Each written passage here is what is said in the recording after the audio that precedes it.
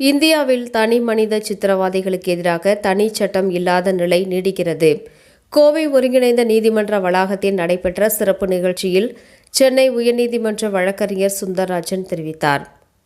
இந்தியாவில் தனி மனித சித்திரவதைகளுக்கு எதிராக தனி சட்டம் இல்லாத நிலையில் 1997இல் ஐநா உடன்படிக்கையை இந்தியா ஏற்றுக்கொண்டு இதுவரையிலும் உள்நாட்டு சட்டமாக்கப்படவில்லை என சென்னை உயர்நீதிமன்ற வழக்கறிஞர் சுந்தரராஜன் தெரிவித்துள்ளார். கோயமுத்தூர் வழக்கறிஞர்கள் சங்கம் சார்பில் சித்திரவதை குறித்து அரசியல் நிர்ணய சட்ட பார்வை என்ற தலைப்பில் வியாழக்கிழமை கருத்தரங்கம் நடைபெற்றது. இதில் சென்னை உயர்நீதிமன்ற வழக்கறிஞர் சுந்தரராஜன் உரையாற்றினார். அவர் கூறியதாவது, அரசு நிர்வாகத்தின் மூலம் சித்திரவதைக்கான விரிவான வழிகாட்டு நெறிமுறைகள் உருவாக்கப்பட்டுள்ளன. முதலில் எதிரி நாட்டு மக்களுக்கு எதிராக பயன்படுத்தப்பட்ட சித்திரவதை இன்று தன் நாட்டுக்கு மக்களையே அடக்கி அதிகாரத்தை தக்க வைத்து பயன்படுத்தப்படுகின்றது. ஐநா சித்திரவதை எதிர்ப்பு உடன்படிக்கையின்படி அரசு அல்லது அதன் அதிகாரிகள் மூலம் மனிதாபிமற்ற முறையில் சித்திரவதை செய்வது குற்றமாகும்.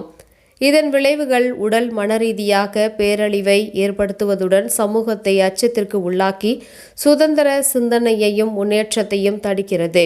இந்தியாவில் தனி சட்டம் இல்லாத நிலையில் 1997இல் ஐநா உடன்படிக்கையை இந்தியா ஏற்றுக்கொண்டும் இதுவரை உள்நாட்டு சட்டமாக்கப்படவில்லை. 2010, 2017, 2018, 2019 ஆகிய ஆண்டுகளில் தடுப்பு சட்ட மசோதாக்கள் கொண்டுவரப்பட்டு நிறைவேற்றப்படவில்லை.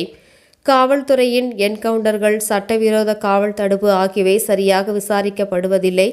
தேசிய மனித உரிமை ஆணைய வழிகாட்டுதல்கள் கூட அமல்படுத்தப்படவில்லை என்றார். அரசியல் சட்ட பார்வை அரசியல் சட்டம் மனித உரிமைகளை பாதுகாக்க உருவாக்கப்பட்டது. உறுப்பு 14 சமத்துவ உரிமை, உறுப்பு 20 குற்றங்களுக்கான தண்டனை நடைமுறை, உறுப்பு 21 உயிர் மற்றும் தனிப்பட்ட சுதந்திர உரிமை ஆகியவை காவல் நிலையங்களில் நடைபெறும் சித்திரவதை, வற்புறுத்துதல், வாக்குமூலம், இரட்டை ஆபத்து தடுப்பு உள்ளிட்ட உரிமைகள் மீறப்படுவதில் இருந்து பாதுகாப்பு அளிக்கின்றன. அதிகாரத்தில் உள்ளோர் சட்டத்தை மீறி சமூகத்தை நிலைநாட்ட வேண்டும் என்பது புதிய கோட்பாடாகிவிட்டது. மனித உரிமைகளை பற்றி கவலைப்பட தேவையில்லை என்னும் போக்கு உள்ளது. வளர்ச்சிக்காக சுற்றுச்சூழலை வழியிடும் அணுகுமுறையும் அதிகார வர்க்கம் தங்களை மட்டும் பாதுகாத்து கொள்ளும் மனப்பான்மையையும் அதிகரித்துள்ளது. சர்வதேச அளவில் இந்தியாவின் மனித உரிமை பதிவு காரணமாக பல நாடுகள் இங்கிலாந்து உள்ளிட்ட இந்தியர்களை நாடு கடத்த மறுக்கின்றன.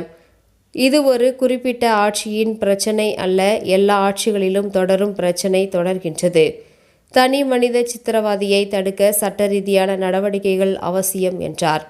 இந்நிகழ்வில் கோவை வழக்கறிஞர்கள் சங்க மனித உரிமை பிரிவு அமைப்பாளர் வி. சாரதி, தலைவர் பாலகிருஷ்ணன், செயலாளர் சதீஷ் உள்ளிட்டோர் கலந்து கொண்டனர் என்பது குறிப்பிடத்தக்கது.